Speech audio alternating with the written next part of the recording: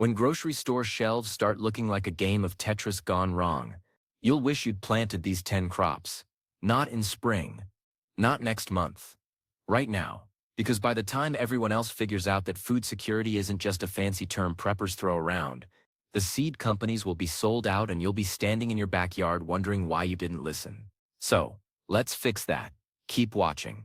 Here's something most gardening channels won't tell you. They're too busy showing you how to grow the perfect heirloom tomato or that Instagram-worthy pumpkin patch. Nothing wrong with that. But when supply chains hiccup and suddenly there's no lettuce at Whole Foods for 3 weeks, your decorative gourd collection isn't going to cut it. We need to talk about the crops that actually keep you alive. The ones that store for months. The ones that don't care if you're not a master gardener. The ones that produce more calories per square foot than you'd think possible. And no, this isn't some doomsday fantasy. We've already seen it happen. Remember 2020, when people were fighting over flour? When dried beans became the new currency? That wasn't a food collapse. That was a preview, a stress test. And most people failed it spectacularly. So we're planting smarter, not harder. These 10 crops have kept civilizations alive for thousands of years. And they'll keep you alive when the just-in-time delivery system that stocks your local supermarket decides to take an extended vacation. Let's start with the obvious one that isn't so obvious. Number 10. Potatoes. But not the way you think. The Irish built an entire country on them. Then lost 1 million people when blight hit. So we're learning from that. Cessful de rare investment portfolio. You're planting at least 3 varieties. Early season, mid-season, and late season. Yukon Gold for the early harvest. Kennebec for the middle. And Katahdin for storage. Why? Because if one variety gets hit with disease, you've got backup. And here's the thing about potatoes that makes them absolutely perfect for what's coming. 1 pound of seed potatoes can produce 10 to 15 pounds of food in roughly 90 days. That's a 15-to-1 return on investment. Try getting that from your 401k right now. But here's where everyone screws up.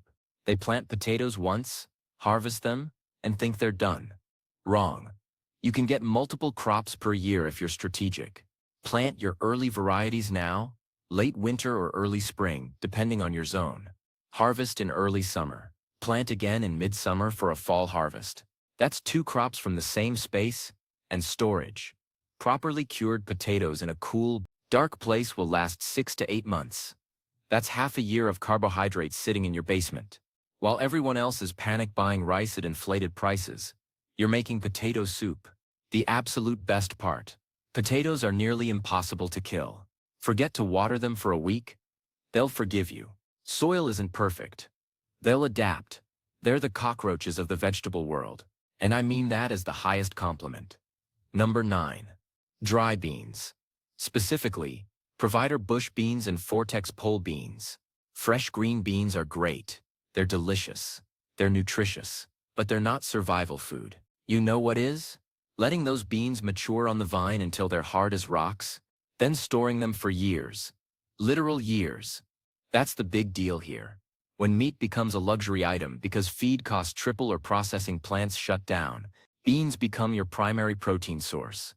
And unlike meat, they don't need refrigeration. They don't go bad. They just sit there in a jar, waiting.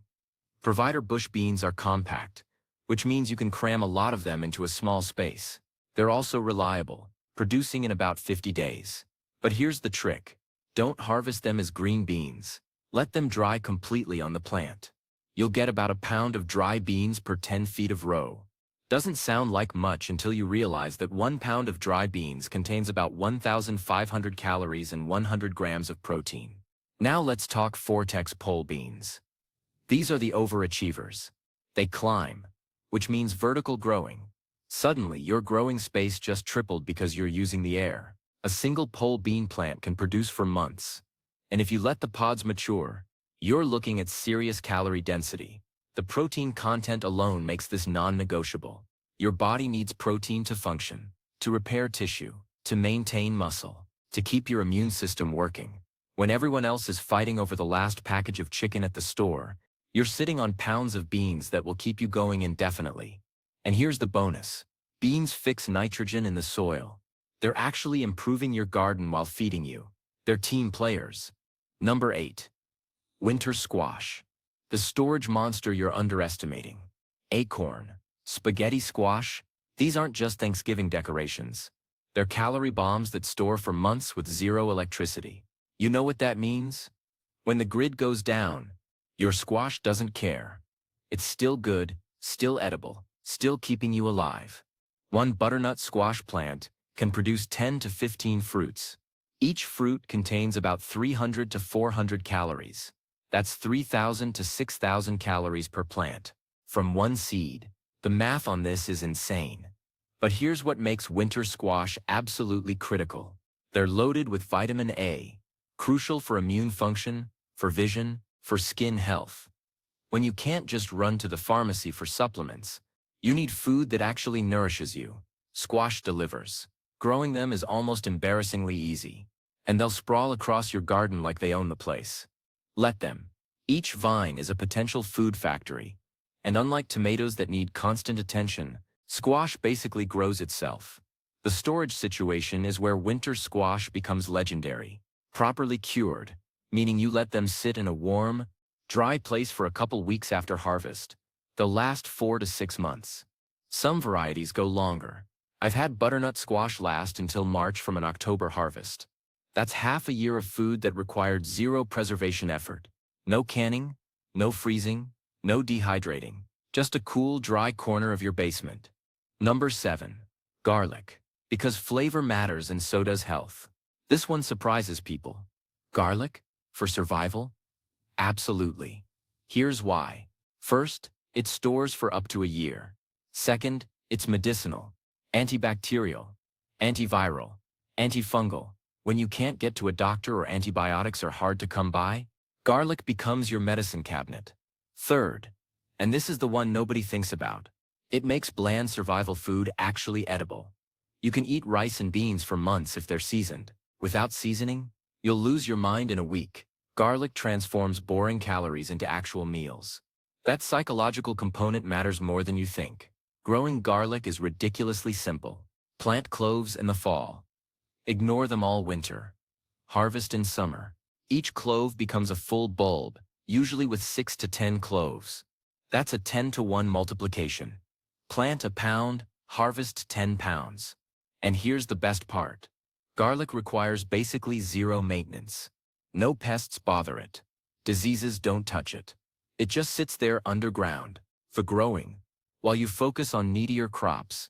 It's the set-it-and-forget-it crop. The hardneck varieties are cold hardy and produce scapes in spring, which are edible and delicious. So you get 2 harvests from one planting. The softneck varieties store longer and are better for braiding. Plant both. Diversification. Remember, number 6. Onions. The foundation of everything you'll cook. Same logic as garlic. But onions are even more essential. Every culture on Earth uses onions. There's a reason. Their flavor, their calories, their storage champions. A properly dried onion will last 6 to 8 months in a cool, dark place. But here's the thing about onions that makes them perfect for what's coming. They take up almost no space. You can grow them intensively, spacing them just a few inches apart. Suddenly you're pulling 100 onions from a 4x4 bed. That's 25 square feet feeding you for months. Growing onions from sets, those little baby onions you buy at the garden center, is the fastest method. Plant them in early spring, harvest in mid to late summer. But if you're serious, you're also growing from seed. Why? Because seed gives you variety options. Storage onions, sweet onions, red onions. The storage onions are what matter here. Copra, Patterson. These varieties are bred specifically to last. They have thick, papery skins that protect the flesh inside. They're not as sweet as Vidalias, but Vidalias don't last. Storage onions do, and the versatility is unmatched. Soups, stews, sauces. You're using onions. They're the base note of almost every meal. Without them, you're eating significantly worse food.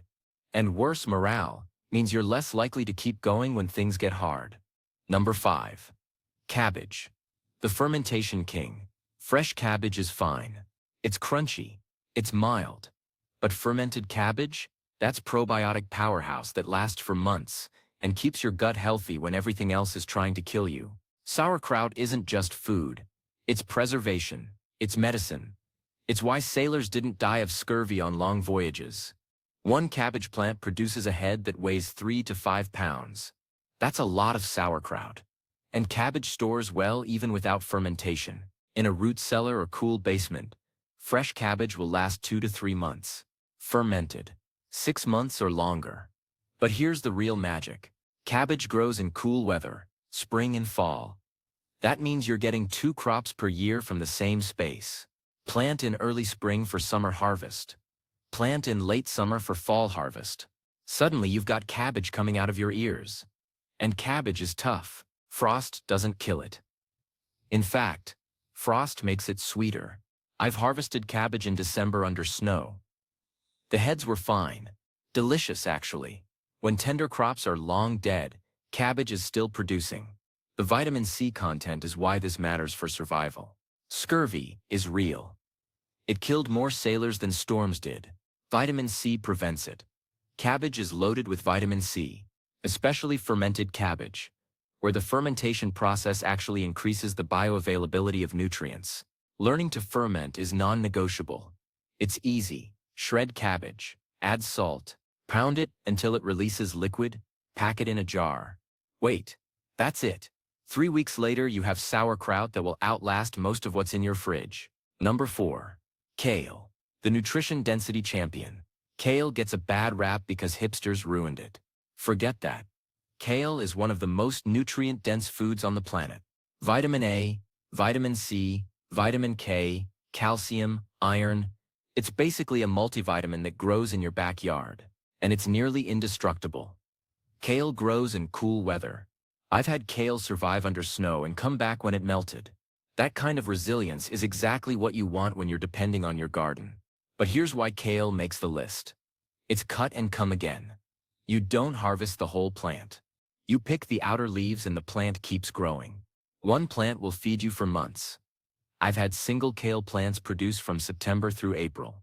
That's 8 months of continuous harvest from one seed. True. But calories aren't the only thing that matters.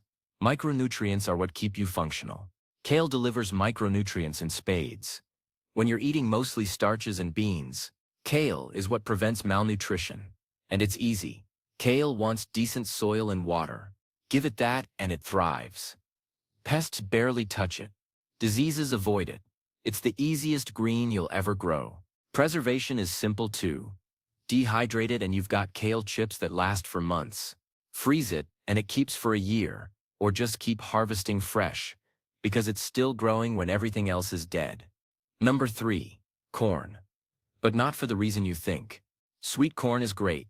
It's delicious fresh. But survival corn is different. We're talking dent corn, or flint corn. The kind that dries on the stalk and becomes cornmeal. Cornmeal stores for years. And cornmeal is calories, carbohydrates, and the base for bread when flour becomes scarce or expensive. One corn plant produces 1 to 2 ears. Each ear becomes about half a pound of cornmeal. Plant 100 stalks, which fits in a 10x20 area. And you're looking at 50 pounds of cornmeal. That's enough for a person for months. But corn is tricky. It needs space and it's a heavy feeder. The soil has to be good. But the return is worth it. And here's the bonus. You're planting it with beans. Corn provides a natural trellis for pole beans. Beans fix nitrogen that corn needs. It's the Three Sisters method that kept Native Americans fed for centuries. Add squash as the third sister and suddenly you've got a complete nutritional package from one bed. Grinding corn into meal is labor-intensive without tools. True, but a hand-crank grain mill solves that. $50 lasts forever. Turns corn into cornmeal. Whenever you need it. Tortillas. It all starts with dried corn. The storage is foolproof. Dried corn kernels in an airtight container will last indefinitely. Literally. Archaeologists have found 1,000-year-old corn that was still viable. Your dried corn will outlive you. Number 2. Sweet potatoes. The calorie king that everyone underestimates. 1 pound of sweet potatoes contains about 400 calories. One plant produces 5 to 10 pounds. That's 2,000 to 4,000 calories per plant. Now we're talking serious survival food. And sweet potatoes store for months in a cool, dry place. No refrigeration needed. But here's what makes sweet potatoes absolutely critical. They grow in marginal soil. They thrive in heat. They laugh at drought. They're basically designed for difficult conditions. When your tomatoes are wilting and your lettuce is bolting, sweet potatoes are happily growing underground. The nutrition profile is insane. Vitamin A through the roof. More than your daily requirement in one medium sweet potato. Fiber, potassium, vitamin C, it's all there. Not just fills your stomach. Growing them is different than regular potatoes. You start with slips, which are shoots that grow from a sweet potato. You can buy slips or grow your own. Plant them in late spring after frost. Ignore them all summer. Harvest before the first fall frost. Cure them in a warm place for a week. Store them in a cool place. Done. The best part? Sweet potatoes propagate themselves. Save a few from your harvest. Grow slips from them next spring. Plant those.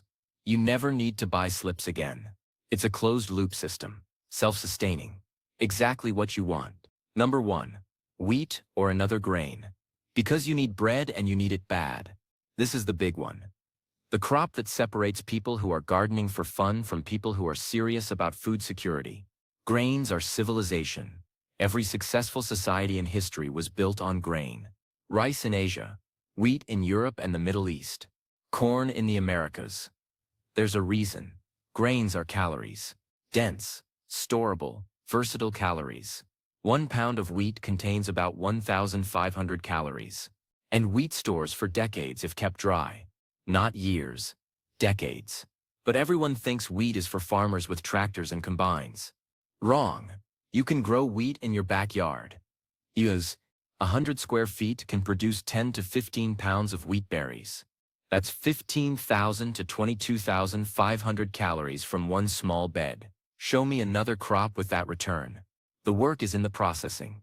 Harvesting, threshing, winnowing. It's labor-intensive, but it's doable. Humans did it by hand for thousands of years. You can too. And once you've got wheat berries, you've got flour. Real flour. Not the stuff that's been sitting in a warehouse for months losing nutrition. Fresh flour that makes actual bread. If wheat doesn't work for your climate, there are alternatives. Oats, barley, rye, amaranth, quinoa. Find the grain that grows in your zone and plant it. Because when bread becomes unaffordable or unavailable, you'll need to make your own. The psychological component matters too. Bread is comfort. It's familiar. When everything else is chaos, being able to bake bread keeps you sane. It's one piece of normal in an abnormal situation. So there you have it. 10 crops that will keep you fed when the just-in-time delivery system fails. When grocery stores can't keep shelves stocked. When prices make food unaffordable. These crops are your insurance policy. Your backup plan. Start now. Not next month. Not next season. Now. Because the best time to plant a garden was 5 years ago. The second best time is today. Get your seeds. Plant these crops. And when everyone else is panicking, you'll be harvesting.